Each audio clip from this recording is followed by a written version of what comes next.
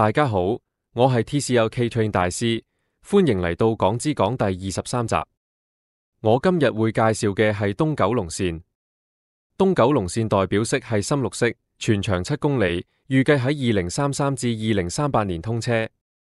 東九龍線來往彩虹東及油塘東，途經彩雲、順利、順安、秀茂坪、寶達同馬油塘，而車廠將會設喺馬油塘站東面。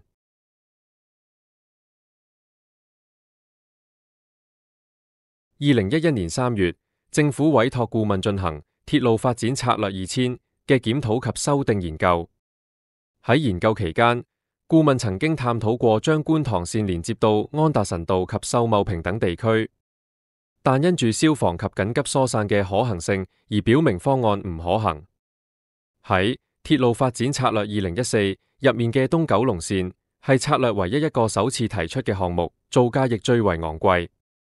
東九龍線全長約 7.8 公里，但鐵路工程將會負有一定挑戰性。喺鐵路發展策略2014入面，東九龍線來往鑽石山及寶林，途經彩雲、順天、秀茂坪同寶達。2020年7月4日，港鐵已經完成東九龍線報告，但只由發現路線嘅地勢太陡斜，唔適合列車行走，因此港鐵需要繼續研究係咪有新技術可以克制技術限制。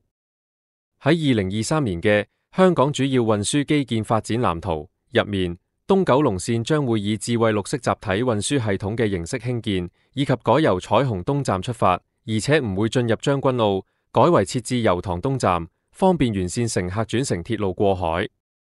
2025年1月3日，政府最新方案建議將部分藍田穿山隧道改為上山路段，經過位於藍田碧雲道近連德道嘅藍田北站之後，先會經隧道前往油塘方向。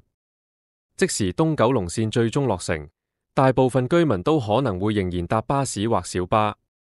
因為多年來已經形成習慣，而且東九龍線現有方案嘅幫助性已經唔及最初方案，加上東九龍線唔再接入將軍澳，觀塘線擠迫嘅情況只會係雪上加霜。今日東九龍線嘅介紹就完到呢度，未完待續。